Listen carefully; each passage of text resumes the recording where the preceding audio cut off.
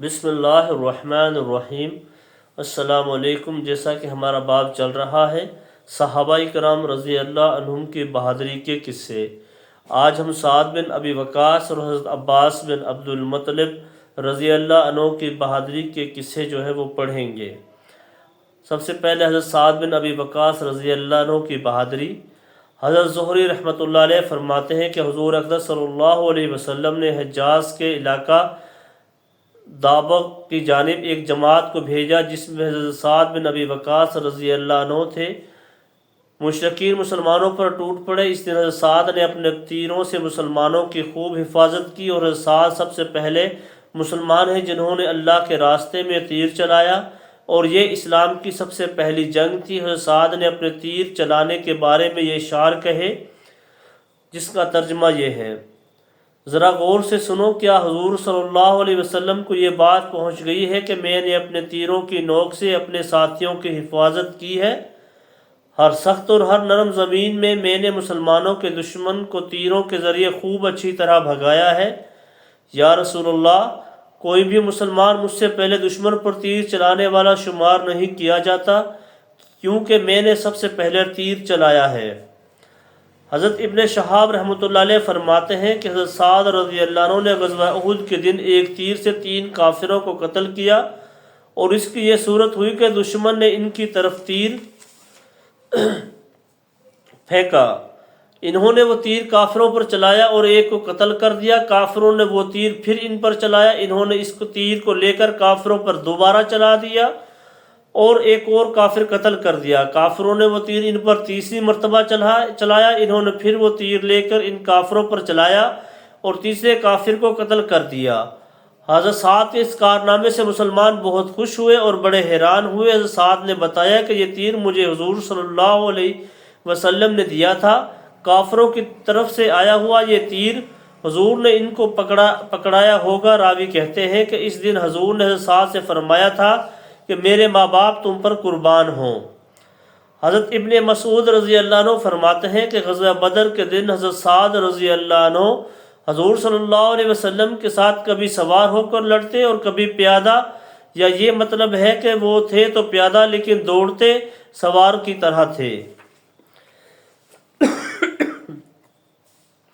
حضرت عباس بن عبد المطلب رضی اللہ عنہ کی بہادری۔ حضرت جابر رضی اللہ عنہ فرماتے ہیں کہ رسول اللہ صلی اللہ علیہ وسلم نے حضرت حنظلہ بن ربیع رضی اللہ عنہ کو غزوہ طائف کے دن طائف والوں کے پاس بھیجا۔ چنانچہ حضرت حنظلہ نے ان طائف والوں سے بات کی، طائف والے انہیں پکڑ کر اپنے قلعہ میں لے جانے لگے۔ حضور نے فرمایا، کون ہے جو ان آدمیوں سے حضرت حنظلہ کو چھڑا کر لائے؟ جو چھڑا کر لائے گا اسے ہمارے اس غزوہ جیسا پورا اجر ملے گا۔ اس پر صرف عباس بن عبد المطلب رضی اللہ عنہ کھڑے ہوئے، اور طائف والے حضرت حنظلہ کو لے کر قلعہ میں داخل ہونے والے ہی تھے کہ حضرت عباس ان تک پہنچ گئے۔ عباس بڑے طاقتور آدمی تھے، ان لوگوں سے چھین کر انہیں حضرت حنظلہ کی گود میں اٹھا لیا۔ ان لوگوں نے قلعہ سے حضرت عباس رضی اللہ عنہ پر پتھروں کی بارش شروع کر دی۔ حضور صلی اللہ علیہ وسلم حضرت عباس کے لیے خیریت سے واپس پہنچ جانے کی دعا کرنے لگے۔ آخر حضرت عباس رضی اللہ عنہ حضرت حنظلہ کو لے کر حضور صلی اللہ علیہ وسلم تک پہنچ گئے۔ حضرت معاذ بن عمر بن جموع اور حضرت معاذ بن افرا رضی اللہ عنہ کی بہادری۔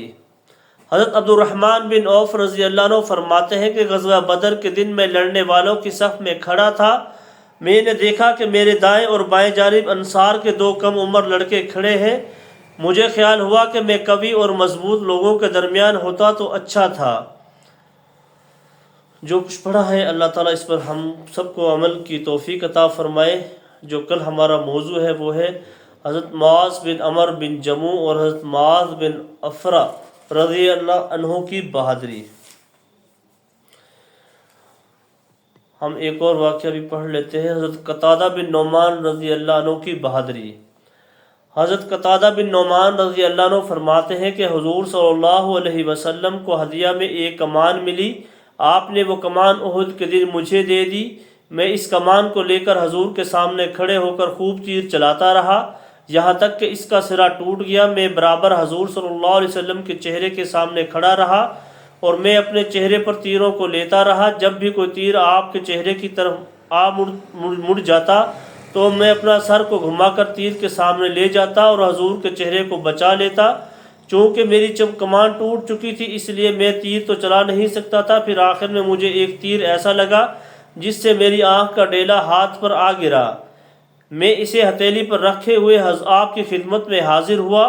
جب آپ صلی اللہ علیہ وسلم نے آنکھ کا ڈیلا میری طرف ہتھیلی پہ دیکھا تو آپ کی آنکھوں میں آنسو آ گئے اور آپ صلی اللہ علیہ وسلم نے دعا دی، اے اللہ، قتادہ نے اپنے چہرے کے ذریعے آپ صلی اللہ علیہ وسلم کے نبی کے چہرے کو بچا لیا، لہٰذا تو اس کی آنکھ کو زیادہ خوبصورت اور زیادہ تیز بنا دے۔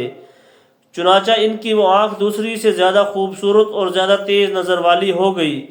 دوسری روایت میں یہ ہے کہ حضرت قتادہ فرماتے ہیں کہ میں غزوہ احد کے دن حضور صلی اللہ علیہ وسلم کے سامنے کھڑا ہو کر اپنے چہرہ سے حضور کے چہرہ کی حفاظت کرتا رہا، اور حضرت ابو دجانہ سماک بن خرشہ رضی اللہ عنہ اپنی پشت سے حضور کی پشت مبارک کی حفاظت کرتے رہے حتیٰ کہ ان کی پشت تیروں سے بھر گئی۔